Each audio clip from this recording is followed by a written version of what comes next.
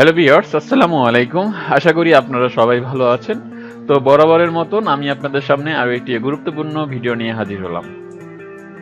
আমরা বিভিন্ন ক্ষেত্রে বা বিভিন্ন কাজের সময় গুগল যে ক্রোম ব্রাউজার আছে সেই ক্রোম ব্রাউজারের কোলন তৈরি করার চেষ্টা করি। তা আমরা অনেকেই এই কোলন তৈরি করতে পারি না। তো আজকে আমি আপনাদের দেখাবো কিভাবে গুগল ক্রোম থেকে একাধিক ব্রাউজার অর্থাৎ একাধিক কোলন কিভাবে তৈরি করবে। তো চলুন আমরা প্রসেসটি দেখে আসি। প্রথমে আপনি আপনার গুগল ক্রোম ব্রাউজার ওপেন করবেন।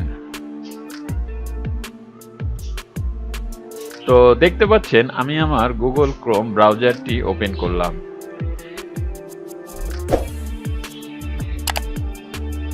তো আপনারা যে এই যে একটি সিম্বল দেখতে পাচ্ছেন, এই সিম্বলের উপরে কি করবেন, ক্লিক করবেন।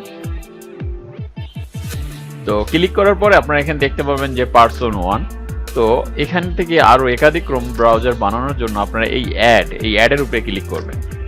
তো যখন অ্যাডের উপরে ক্লিক করবেন তো এরকম একটা অপশন আসবে। হ্যাঁ, তো set up your new Chrome profile. তো সেক্ষেত্রে এখানে সাইন ইন, আপনি জিমেল দিয়ে সেটা লগ ইন করতেও পারেন, অথবা কন্টিনিউ উইদাউট অ্যান অ্যাকাউন্ট, অথবা কোনো অ্যাকাউন্ট না করে অর্থাৎ জিমেল না দিয়েই আপনি এর কোলনটা তৈরি করতে পারবেন।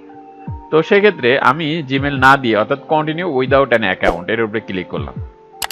এরপর এখান থেকে আপনি যে কোনো একটা কালার, যে কোনো একটা আপনার যেটা পছন্দ হয় আপনি যে কোনো এরকম একটা কালার চুজ করবেন, ঠিক আছে?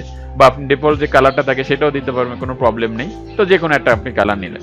এরপর এখানে আপনি একটা নাম দিবেন। মনে করেন আমি এখানে নাম দিলাম 1। তো এরপর অন লেখার পর আমি এখানে কি করব, ডান দিব, ডান।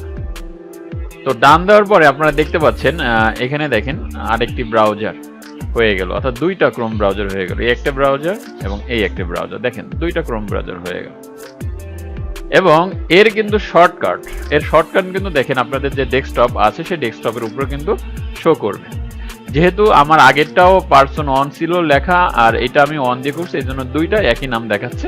তো আপনারা এটার উপরে যদি ওপেন করেন দেখেন একটি ব্রাউজার ওপেন হয়ে গেল। তো এইভাবে আপনারা গুগল ক্রোম ব্যবহার করে একাধিক কোলন তৈরি করতে পারবেন।